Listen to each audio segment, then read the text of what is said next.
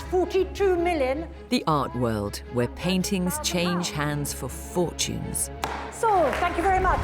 But for every known masterpiece, there may be another still waiting to be discovered. My God, there's a lot at stake with this one. International art dealer Philip Mould and I have teamed up to hunt for lost works by great artists. We use old-fashioned detective work and state-of-the-art science to get to the truth.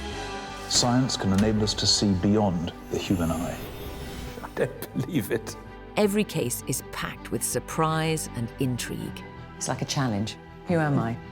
But not every painting is quite what it seems. Just the sort of thing you might associate with a faked painting. It's a journey that can end in joy. It is indeed by John Constable. Oh, brilliant. Wonderful. Or bitter disappointment. The work is not by Henry Moore. So sorry. In this episode, could a work painted on the wall of a Surrey cottage be by one of the pioneers of abstract art, Ben Nicholson? It's the first time we've considered a picture with a house attached.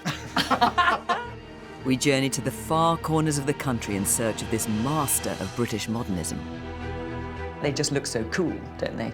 You just like to hang out with them. We're on a quest to try and save this potential masterpiece in peril. If this is by Ben Nicholson, you're going to lose your bedroom wall. I know. And you're happy for that? No. But there's another artist in the frame. We've got to consider the possibility. He's done it. Yeah. Okay. Are you worrying now? Yeah, just a little bit. Yeah.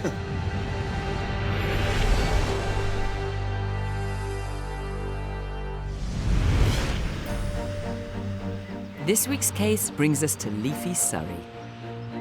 We're heading to a pretty hamlet near Guildford. We've been contacted by a couple who'd like our help to investigate a rather unusual work of art. Hello. Hi. Hi there. Ian and come Julie in. Harrington live at Redstream Cottage.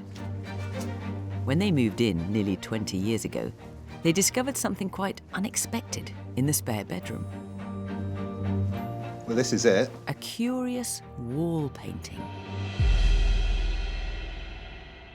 Well, it's a rather startling composition, a sort of fusion of geometric shapes, circles and squares with patterns, and, well, the word or name Bach running through it. So this is painted, what, directly on the plaster? It is, yeah. It's so unexpected to find it here in this room, but I really like it. I think it's really interesting. And who do you think the artist might be? We've been told Ben Nicholson. Well, that would make sense. I mean, as an abstract painter, that's just the sort of thing he might have come up with. Ben Nicholson was one of the greatest British artists of the 20th century. Born in 1894, he rose to become a key figure in the European avant-garde. He was a pioneer of modernism and rejected conventional ways of painting, experimenting with bold, new means of expression. In a career spanning more than 6 decades, his abstract works were among the most influential in British art. Today, Nicholson is highly prized. Lot number 3 is the beautiful Nicholson white relief at £1,500,000. The Nicholson's yours, sir. Could this wall painting be by one of the leading lights of British modern art? So how did you come across it? When we first brought the house, basically I was ripping into the house, ripping everything out, giving it a whitewash. It was protected by just a basic frame and a piece of perspex, and it's behind a bunk bed. Didn't really think it was all that. So it was going to get emulsioned straight over.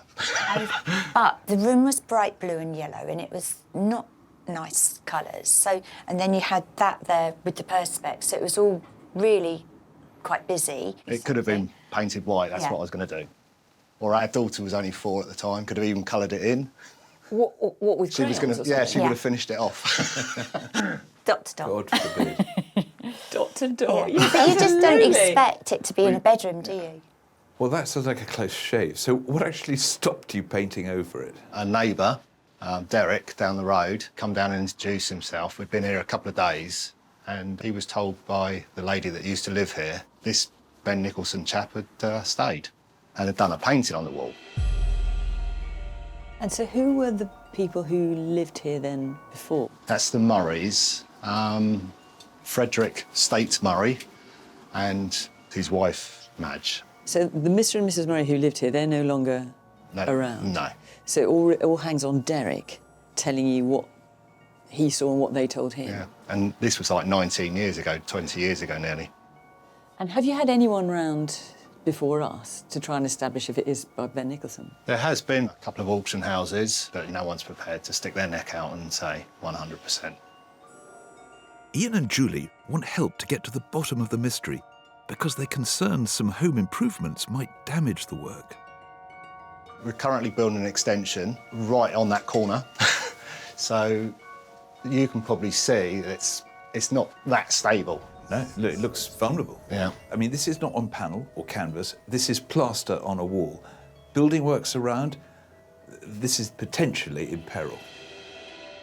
To protect the work, they've explored having it removed by specialist conservators. They can do it. The prices we've had, £10,000, £15,000 to have it removed. Wow. Which is a lot when you don't know whether it is genuine. Yeah, well, removing a painting like this from a wall is a really risky and, of course, it's an expensive process. But frankly, if you don't remove it, it's in danger here. And if you want to sell it, then it's going to have to go. And is that what you'd like to do? If it is by Ben Nicholson, would you like to sell it? I think we would. As long as, obviously, the cost is covered to remove it. Right. So if this is by Ben Nicholson then, Philip, what would it be worth? Well, if we can conclusively prove that this is a work by Ben Nicholson, and Ben Nicholson is a name to conjure with, I could see it being worth up to £200,000. Wow. No way. You wanted to paint over it. I know, I did. I had no idea it was that. That would be just unbelievable. But that is only if we can safely get it off the wall, but that whole process is fraught with risk. Yeah, I guess it would be. Yeah, it's going to be quite a challenge, I think. Well, it's the first time we've ever considered a picture on Fake or Fortune with a house attached. That's a different way of putting it. Ian is a builder, and he's been spending his weekends working on an extension to Redstream Cottage. As work progresses, he's becoming increasingly concerned about the fate of the wall painting. It feels like a now or never moment for the work of art he's lived with for so long. Well, I can see it's all going on out here, isn't it? It is now, yeah. It's starting to take shape. So talk me through the plan. Basically, we'll be taking that block work right up to the roof level. It'd be 2 stories coming out, and the painting is right behind those tiles there. It's the left-hand side of that window. So as we start building this up and taking that wall out, all sorts of problems could be happening. So there's going to be a lot of banging and crashing. It will be. And vibrations against that wall. Just a little bit, yeah. Oh, so it's all on hold at the moment, is it? That last bit, until It we is. work out whether this is a Ben Nicholson or not. Whether it's worth saving. Right, so no pressure then. OK, well, we'll do our best, and then one way or the other, you'll be able to finish your house. Brilliant, yeah, that'd be great. I'm kicking off the investigation by taking a closer look at the physical evidence, the painting itself. We're looking at a classic example of abstract art, which actually is just as well because our hoped-for artist, Ben Nicholson, was famed for it. Nicholson said that abstract art was freedom of form and colour. There's a whole sort of stack of geometric shapes, circles, squares, angles. I mean, it's really complex. And what sort of holds it together are the colours. Primary, strong, almost clashing. I mean, it feels to me slightly unsettling, dissonant. But there's something else going on in this picture, introducing a sense of harmony. In fact, music, this treble clef. Now, follow the line through the middle into this large yellow orb, and then it seems to radiate around it. And then suddenly, hey presto, it turns into what looks like a stringed instrument. and then running through the painting like a sort of signpost, B-A-C-H, Bach. This almost feels like a painting not just to be seen, but also to be heard. So is it then by the great modernist master, Ben Nicholson? Or is it someone who's doing a homage to the artist, who's doing something in his style? It was thanks to a neighbour that Ian and Julie didn't just emulsion over the wall painting when they moved in. I'm heading a few doors along the road to meet long-standing resident Derek Metcalfe. Hello, Fiona. Come on in. Thank you very much. Derek was friends with the former owner of Redstream Cottage, Mrs. Madge Murray. She told him all about the mysterious wall painting in the bedroom. One day she said, I've got an interesting painting upstairs. Come up and have a look at it. So I trooped upstairs into that bedroom. And she said, this is where Ben Nicholson always used to sleep, in this room.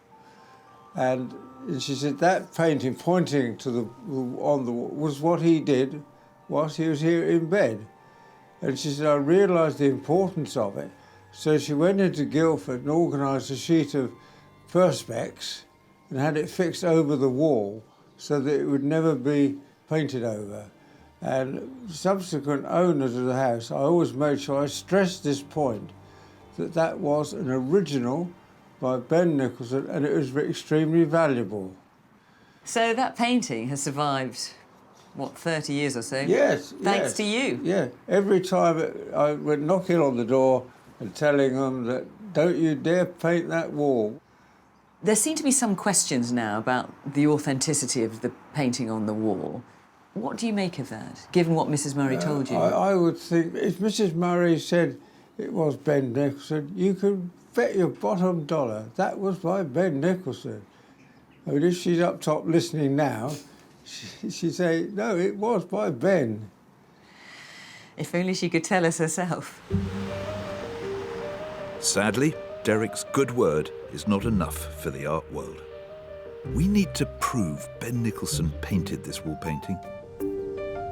Can we establish how Nicholson might have known the former owners of Redstream Cottage, Fred and Madge State Murray? Our hunt for evidence has led us to Cambridge. This is Kettle's Yard.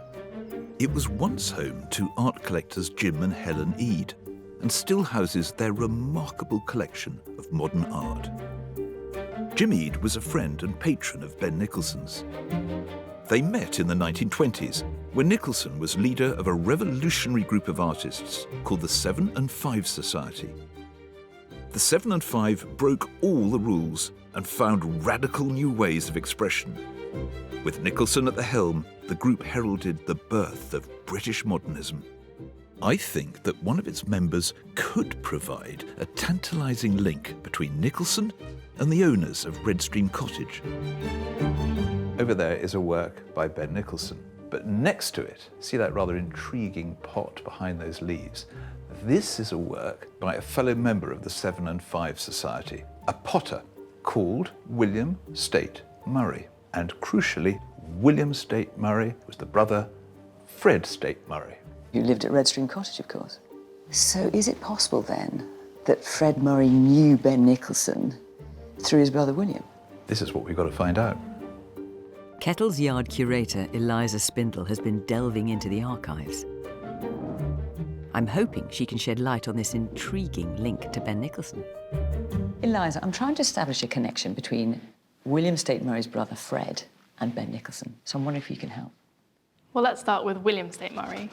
He was one of the leading ceramicists of his day and a key figure in London's avant-garde. And he saw pottery as an essential discipline in modern art, which was something that Ben Nicholson also advocated. William State Murray joined the 7 and 5 Society in 1927. He and Ben Nicholson exhibited together at least a dozen times. Surely there was ample opportunity for Nicholson to meet William's brother, Fred.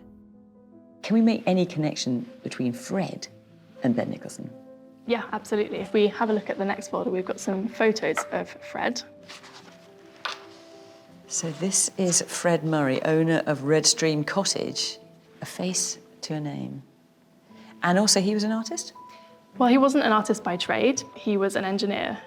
But he was, by all accounts, very interested in art. As you can see, he was an amateur sculptor himself as well. And a very good one by the looks of things. Yeah, definitely. Here we have a letter from our archive, written by Ben Nicholson to Jim Eade, quite a few years later in 1948. And Ben Nicholson is writing about the early years in his career when he was struggling to make ends meet as an artist. Dear Jim, your encouragement and Helen Sutherland's and Reddy Hoff's and Fred Murray's was about all one had, but it was quite enough, and that early help means a great deal to this day. Oh, now that's interesting. So Fred Murray was a supporter of Ben Nicholson in the early days, meaning he was a patron. He would have bought Ben Nicholson's paintings? Yeah, absolutely. He was a very important early patron for Ben Nicholson. Whoa. Well, that is a good start. So now we've got an absolute direct connection between Ben Nicholson and Fred Murray. That's brilliant. Thank you very much. You're very welcome. I'm on the hunt for stylistic evidence. I've come to the right place because Kettle's Yard holds one of the biggest collections of Ben Nicholson works in the country. During the 1920s, Nicholson favoured still lifes and landscapes painted in a deliberately naive style. But during the 30s, he became increasingly inspired by Cubist artists like Picasso and Braque, as well as Mondrian, who experimented with geometric shapes and forms to create abstract compositions. I'm keen to see if these genuine Ben Nicholson works show any similarities with Ian and Julie's wall painting. Wherever I look in this amazing place, I get a sense of the motifs, the ideas of Ben Nicholson that immediately suggest Ian and Julie's picture. Look at this painting. It's a still life, 1930, and it represents a cup, a jug, a plate. But look how he's played with the lines, the tones, the shadows. He's trying to give you an alternative viewpoint. But the best bit, do you see those wavy lines? Some attempt at introducing movement and flux into the painting. We've seen them before. It's an Ian and Julie's painting. And then a cluster of dots, very similar to the ones that we've seen and applied in a very comparable way with the end of a brush. And other works here by Ben Nicholson use overlapping geometric shapes and vivid colours, just like Ian and Julie's painting. All of these stylistic similarities are quite compelling. Back in Surrey, Ian and Julie have called a halt to the building work to avoid putting a potential masterpiece in peril. I've invited wall paintings conservator Tom Organ to give us some urgent advice. If we can prove the wall painting is by Ben Nicholson, can it be removed and saved? The process of detaching wall paintings dates back millennia to Roman times, but in recent years the practice has hit the headlines.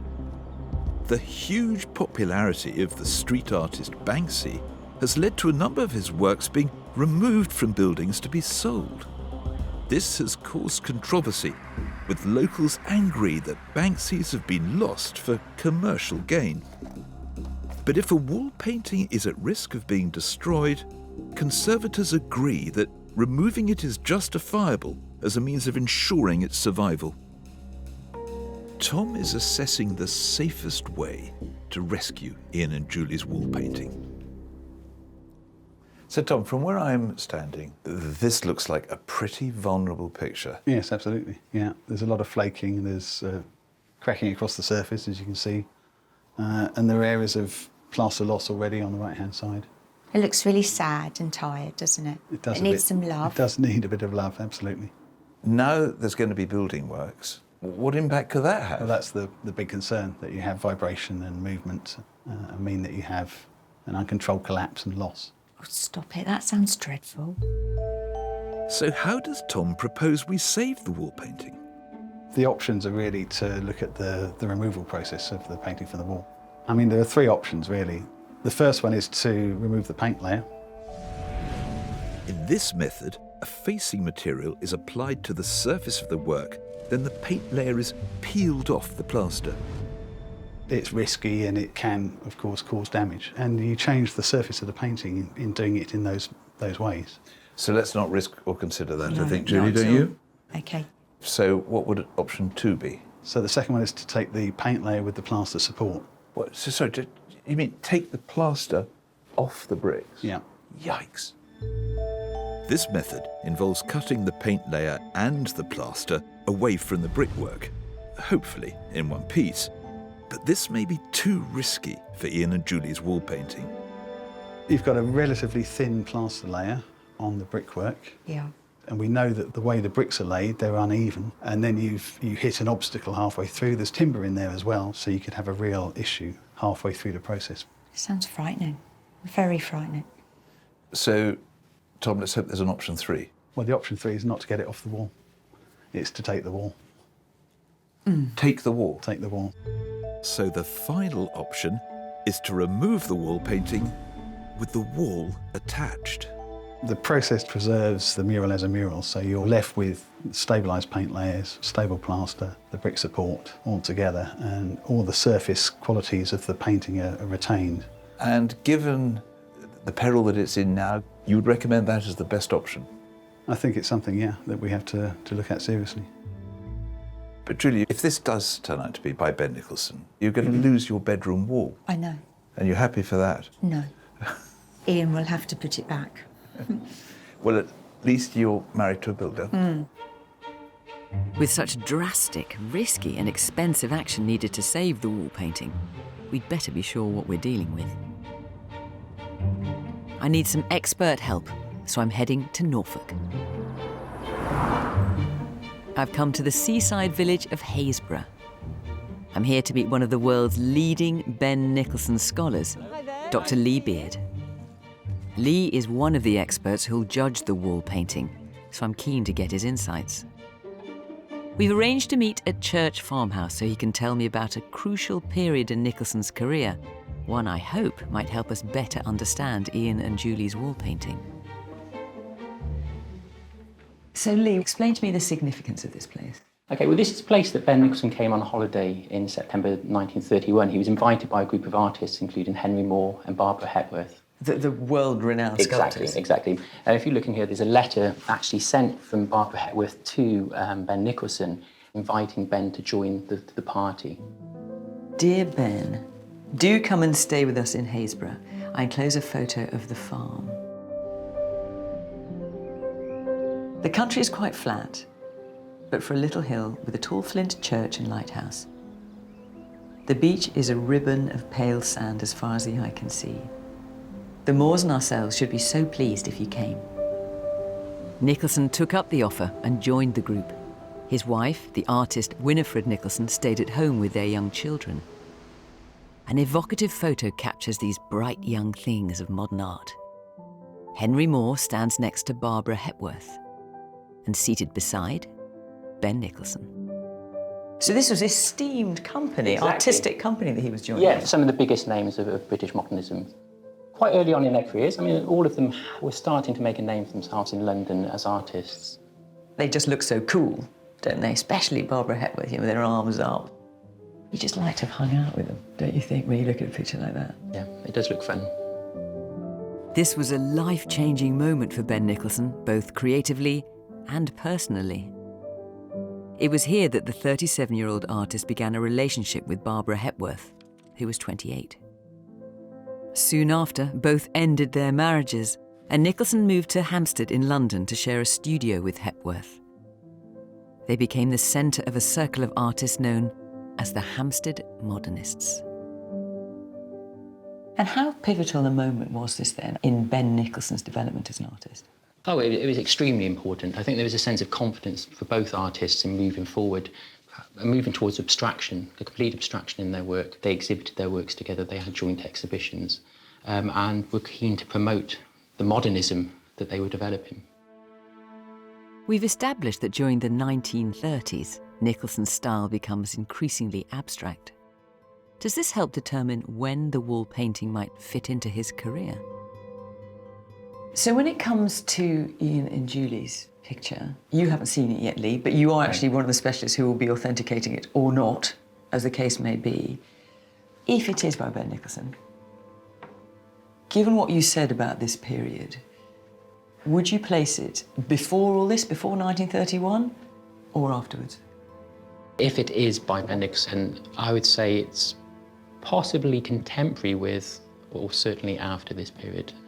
The more abstract forms, the red squiggly lines and the dots, and certainly the intersecting and overlapping abstract shapes do make sense for Ben Nicholson's work, both from this period and slightly later. And, I mean, we've got a lot of work to do on this yet before we finally make our case to you, but are there any issues you can see with it? The drawing of that musical instrument seems slightly hesitant. The way that the neck tilts backwards does not seem right with Ben Nicholson's way of drawing. I think the same applies perhaps to the musical notes and perhaps the lettering as well.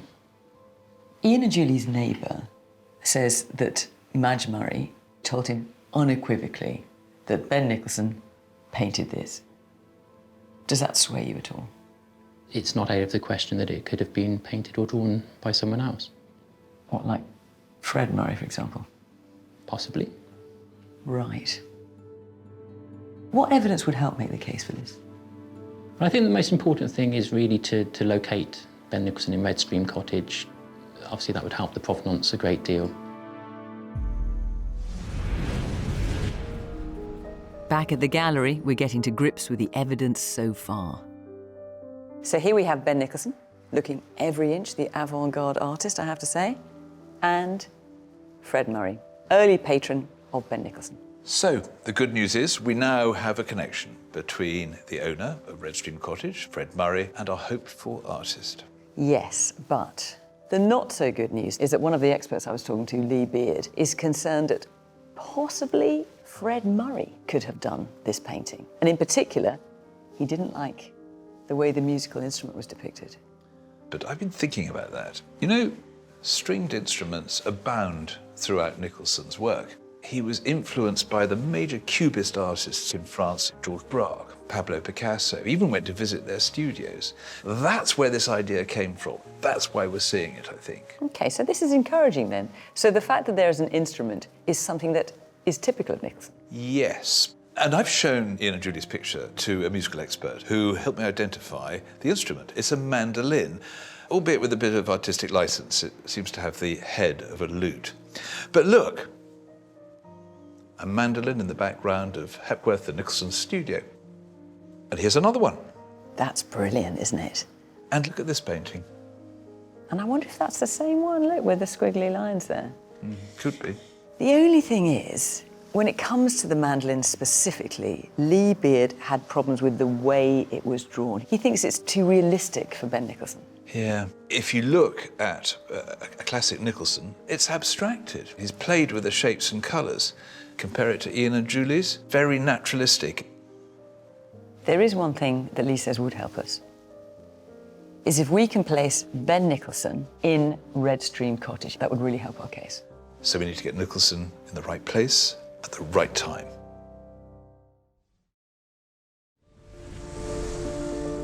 We need hard evidence that Ben Nicholson stayed in Redstream Cottage, so I've arranged to meet Ian at the Tate Gallery. The archives here hold a vast collection of material relating to the artist. Among it all is a stash of letters between Nicholson and his patron, Fred Murray. We've got one letter here from Fred to Ben Nicholson. It's December 16th, 1930. What are you doing? Working hard, I expect. And when are you coming south? I should like to see you again and talk paintings and perhaps another round of golf. So they met, they were friends, they talked about paintings, they played golf together. Good friends, obviously, yeah. Yeah. But there's one snag with this. Different address. Oldfield Cottage, Biscard Gardens, Blackheath. It's a 9-hour property then. So, in 1930, Fred and Madge Murray are not living at Redstream Cottage. They're over 60 miles away in Blackheath in London. We're now in 1933, and Barbara Hepworth writes to Fred. Dear Fred, we did so enjoy seeing you the other day. I did mean to write to you at once to tell you how happy I was about you having that carving. I would rather you had it than anybody, I mean that. With love to you both, Barbara, and from Ben, it says here. Very personal. It is, it shows they were really close. Yeah. So this is a letter to Fred. So where was he living at the time? We've got the envelope addressed to... Blackheath again. Yeah. Frustratingly, Ben and Fred's many letters to each other during the 1930s all share the same problem. Blackheath. So look, what have we got? We've got Fred and Ben and Barbara Hepworth having a very close relationship, being good friends, the kind of friends where they might have stayed in each other's houses. Okay. But we haven't got Ben Nicholson staying at Redstream Cottage where you are. Yep. Another document and an intriguing photograph reveals new information about Fred Murray. We already know he was an amateur sculptor, but there's something else which raises alarm bells. Fred Murray was himself a keen painter and sculptor. Okay. I didn't realise he was a painter as well. So, yeah. And look at him in the picture, Yeah. in his painter's smock. So we've got to consider the possibility. He's done it. Yeah, did he do the paintings on your wall? Okay. Are you worrying now? Yeah, just a little bit. Well, you But might anyway, be right. we'll see. We'll you see. might be right too. While Ian and Fiona continue to search the archives, I've put in a call to the Courtauld Institute. I'm hoping science might help us discover whether Ben Nicholson painted the wall painting or not. So I've enlisted the help of Professor Aviva Bernstock. Aviva is one of the world's leading authorities in the scientific study of art. I've invited her to Redstream Cottage to examine the wall painting forensically. She's taking microscopic samples which could help reveal how the work was painted and with what materials. I'm hoping Aviva's research might take us closer to Ben Nicholson. There's the painting that you can see, and then there's the painting that's almost invisible to the naked eye, that only technology can find. But there's one thing of which we are absolutely certain about this painting. It was done so in this room, where Aviva is standing. What a thought is that? The question is, will what Aviva is finding bring us closer to the identity of this person? Is it Ben Nicholson or not? Our research so far has revealed that during the 1930s, Fred and Madge Murray aren't even living at Redstream Cottage, so Ben Nicholson couldn't have painted the wall painting then. Back at the Tate, I think I've made a breakthrough. So we're now in the war years, and there's a big gap in their correspondence, perhaps not surprisingly. And we don't hear again, as far as we can tell, until 1945.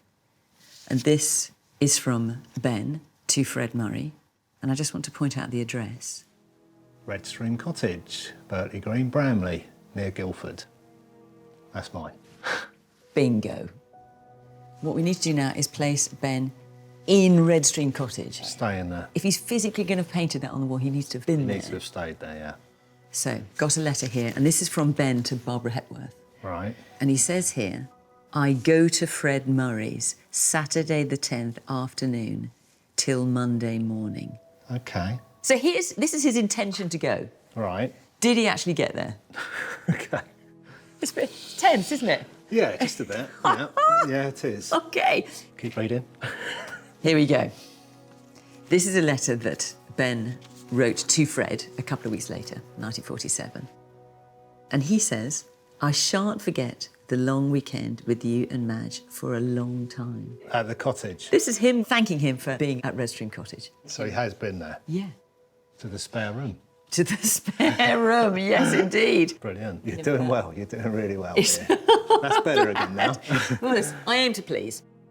Finally, in the handwriting of the artist himself is the evidence we've been searching for. So what we've got here is absolute proof that Ben Nicholson and Fred and Madge were good friends. And such good friends that not only did they buy paintings from him, but he stayed at Redstream Cottage. He has, yeah. Brilliant. There's been lots of ups and downs, so this is, we're moving upwards again. It's the right direction of travel, isn't it? Yeah, definitely. Excellent. Back at the gallery, I'm updating Philip. So, we have now crossed one of the biggest hurdles in this investigation. We have documentary proof that Ben Nicholson stayed at Redstream Cottage. And straight from the horse's mouth. I thought I had photographic proof as well. This is a letter that Ben Nicholson writes to Madge Murray after he stayed at Redstream Cottage, and he's thanking her for some photographs she took of them while he was staying there. And he says, "Rather nice that one of those blokes leaning on the gate at Redstream Cottage. Doesn't Freddie look benign? I think the other two of Ben Nicholson, are lousy. Please destroy them." And then he says, "Except for the bit in close." And look, we've just got a little fragment of a photograph here. He must have cut himself out, and all he's left is Fred and Madge's Scotty dog. How frustrating. Cute dog, though. So close. But this is all we've got. So if this work is by Ben Nicholson, it has to be painted in 1947, when he was at Redstream Cottage. Not long afterwards, he painted 2 murals, and they're worth looking at. This is for an ocean-going liner called the Rangitani, and it dates to 1949. And this one was painted for the Festival of Britain in 1951, another mural. Just compare the composition to Ian and Julie's picture, and you've got really distinct similarities, the same geometric interlocking shapes. Definitely, they both seem to be speaking the same language, don't they? But we've still got to address the point that one of the experts has real concerns that Fred Murray could have painted this picture. Yeah, it's a really good point. If we're going to progress this, we've got to firmly rule Fred Murray out of the picture. I need to find out more about Fred Murray, not just as a collector, but as an artist. So I'm heading back to Surrey.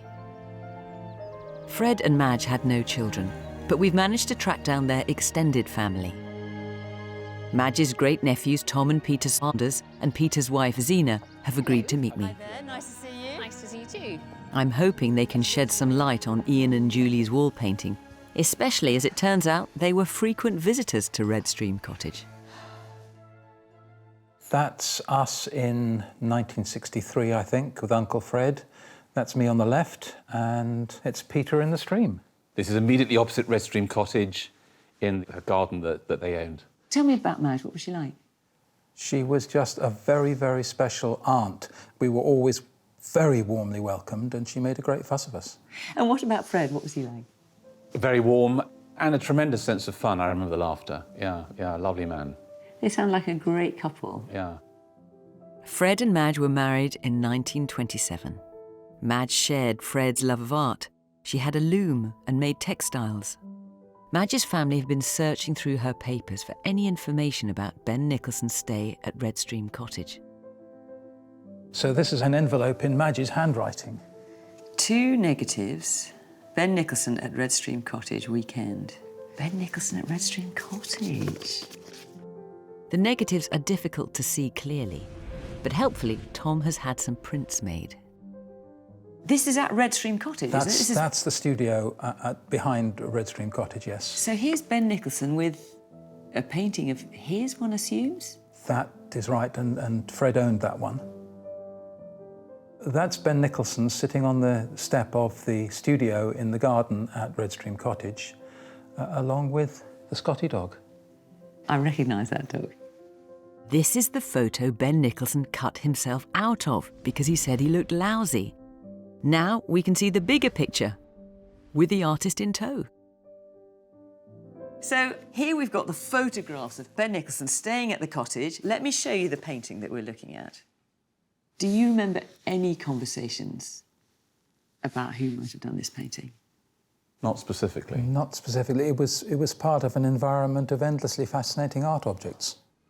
Did anyone ever mention this painting being by Ben Nicholson? Well, yes, to me. When I was popping in for afternoon tea, Madge said, well, look, I'll show you around. And we trotted up these tiny little stairs, almost like a ladder. And in here, showing me into one room, is a painting by Ben Nicholson. And... Hang on, hang on. So Madge took you into that room. Yeah. showed you this picture Yeah. and said to you directly, this is a painting by Ben Nicholson. Yeah, that's right. Wow. I mean, I cannot overstate quite how exciting a revelation this is. Sadly, you know, if you were in court, it would be hearsay. Yes, exactly. It's not enough, is it, for you?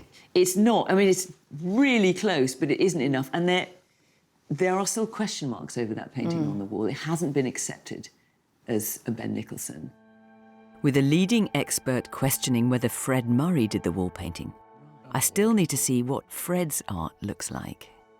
So what I'm going to look for then is there anything in here that seems similar to the painting on the wall? Mm-hmm. Other than the fact that it's abstract, I can't really see any similarities there. Oh, now this does look a bit more similar. It certainly reminds me of the word Bach written in the wall painting. I mean, looking at these wavy red lines here, there's certainly some similarities there. Compared to Ian and Julie's wall painting, there's no denying certain motifs in Fred's works are too close for comfort. I mean, do you think it's possible that the painting is by Fred?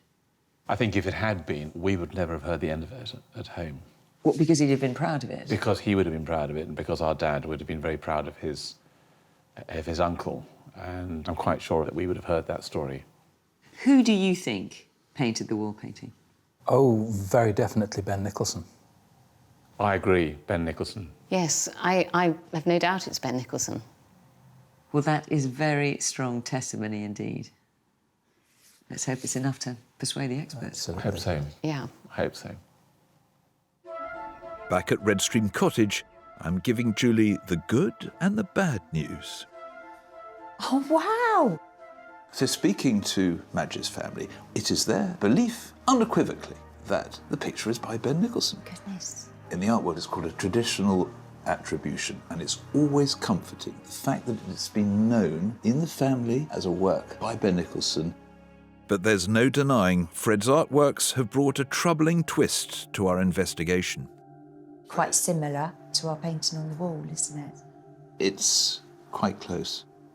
And this is the sort of thing that can put doubt into the minds of experts. Mm-hmm. So it could go either way, really, couldn't it? Yes. Madge's family are adamant the wall painting is not by Fred Murray, but another theory has occurred to me. Could it be in part by him? It would have implications if it's a collaborative work. In other words, Fred was working with Ben on this. Right. That would no longer make it a pure painting by Ben, and it could impact on the valuation quite substantially. I'm not sure if I'm going to tell Ian that at tea time tonight, though. He is so passionate about it, so excited. It's like a child in a toy shop.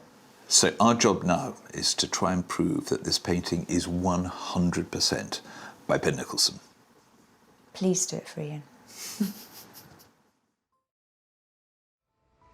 Back in London, I'm heading to the Courtauld Institute.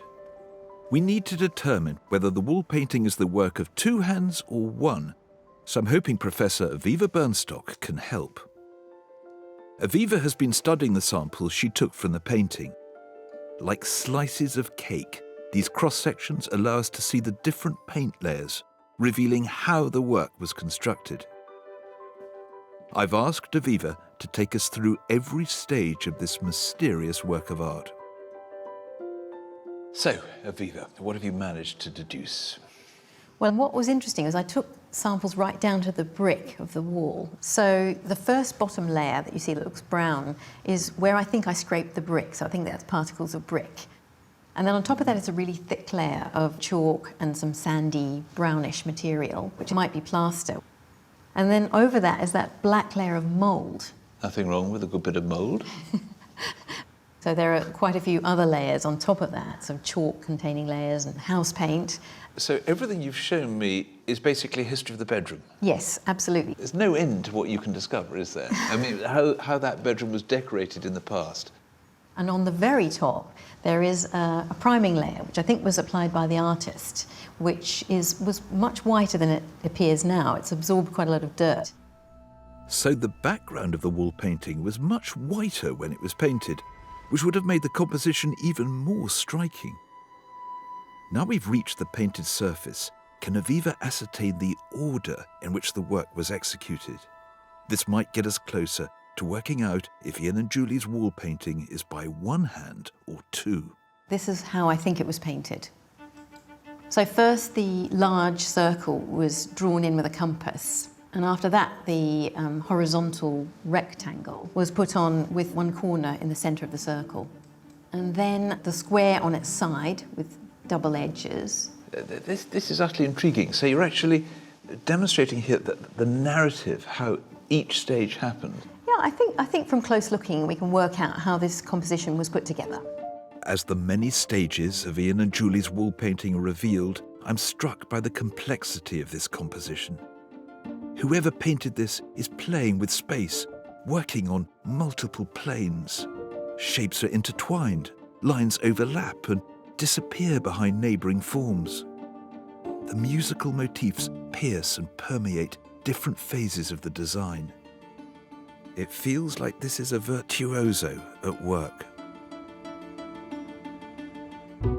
I would say that's absolutely brilliant. You've shown the process which we associate with Ben Nicholson.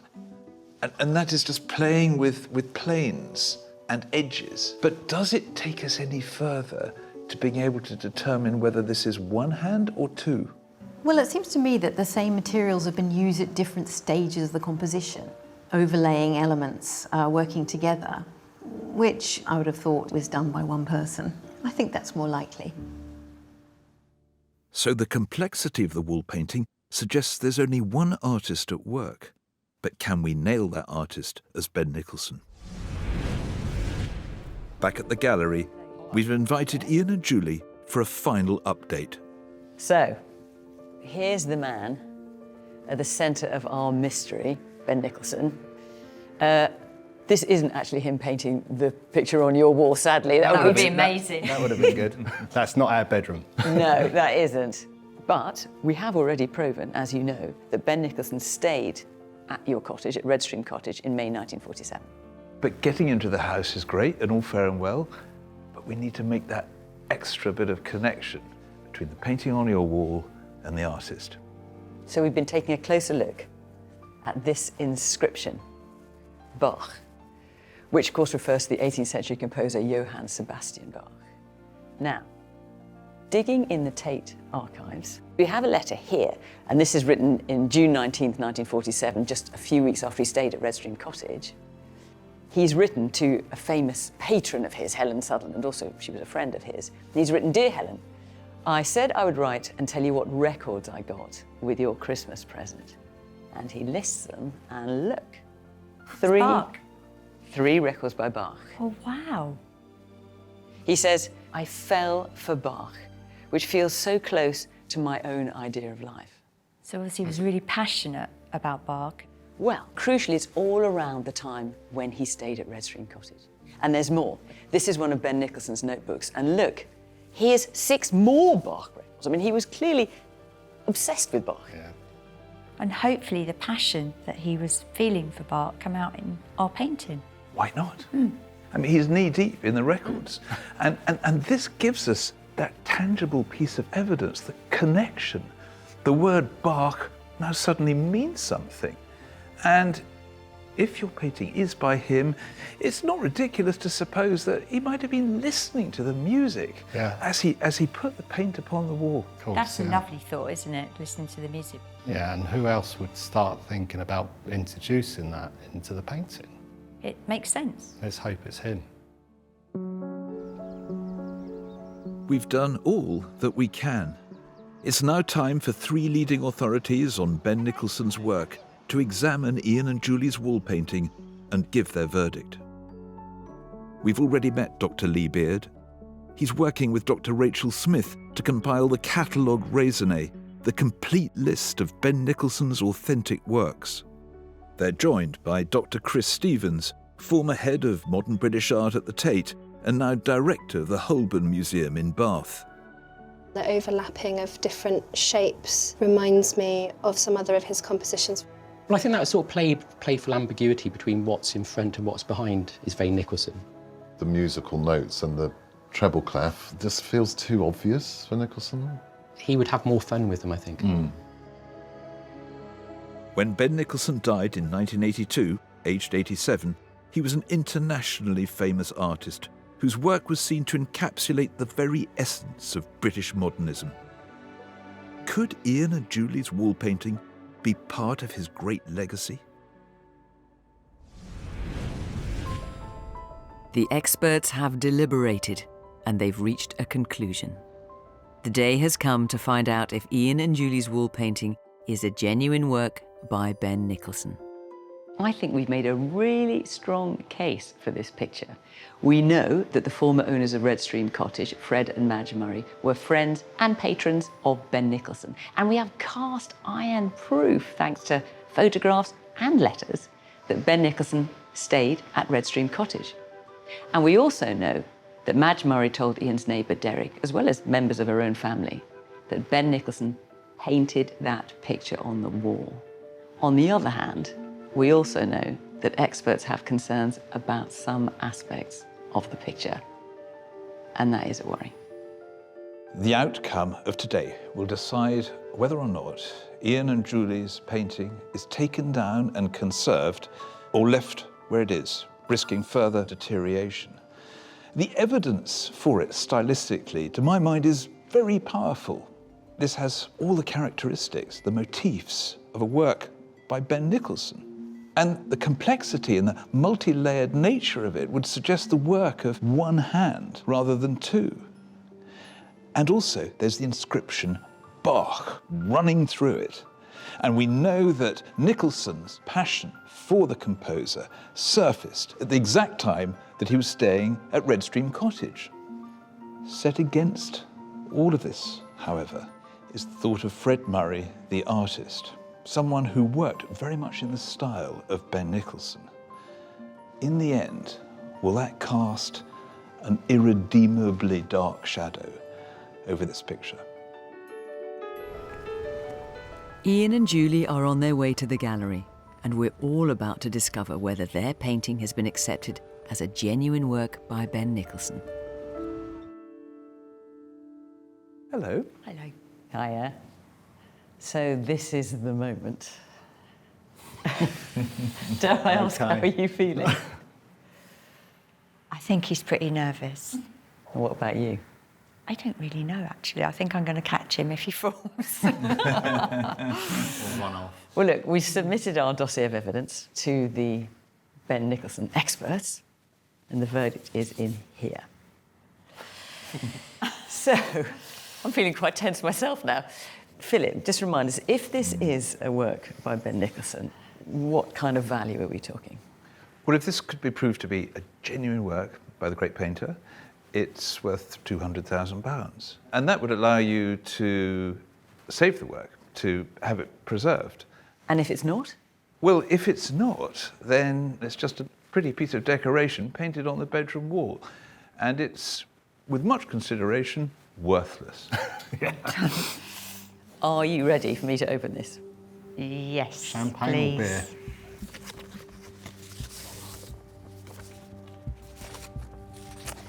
Dear Ian and Julie, following our close inspection of the wall painting and careful consideration of the evidence provided, we are of the opinion that this work does contain elements consistent with the work of the artist Ben Nicholson. So it is Ben Nicholson? There's a second paragraph. However, we also strongly believe that parts of the composition are by a different hand, in most likelihood that of Fred Murray. It's our conclusion that this artwork is probably an informal, collaborative piece and potentially the result of a playful artistic dialogue between Ben Nicholson and his close friend and supporter, Fred Murray. What does that mean? What does that mean, Philip? Is it worthless? All is not lost. In fact, far from it. We're dealing with something most unusual. A collaboration with Ben Nicholson and another artist, something he wasn't known to have done. And I say another artist, I mean, he was an amateur, but he was somebody who could paint, and also a pivotal part of his life. So it's entwining two crucial figures together who were connected to each other.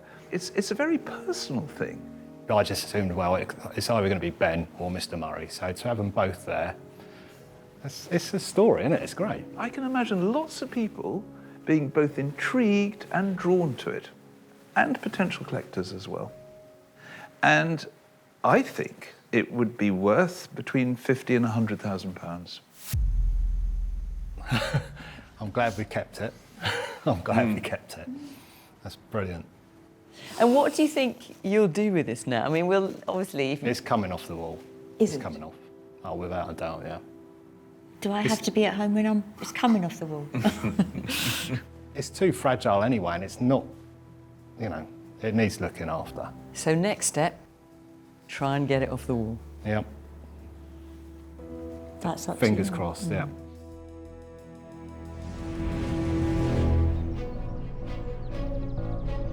After weeks of careful planning, conservator Tom Organ is attempting to remove the wall painting from Redstream Cottage. Today's the day. It looks like it's going to be coming out. This is a risky process. The plaster could crack, so layers of special tissue have been applied to try and keep the painted surface in place. A large section of the wall needs to be removed with the painting, so to minimise the possibility of collapse, the plaster and bricks have been sandwiched between two ply sheets which are tightly braced together. Bit nervous because this is quite an important bit now. This is where it could go really badly wrong. If it's going to go wrong, this is the time it's going to go. It could just disintegrate into millions of pieces. Tom uses a variety of power tools to cut through the wall around the painting.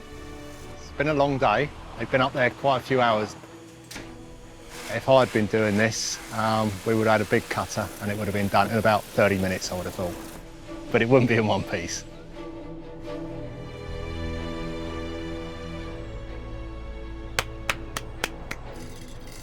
At last, the wall painting has been detached from Redstream Cottage.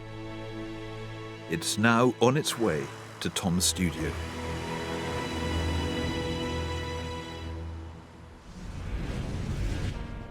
For nearly 20 years, Ian and Julie have been custodians of the wall painting, but now it's left their care for good.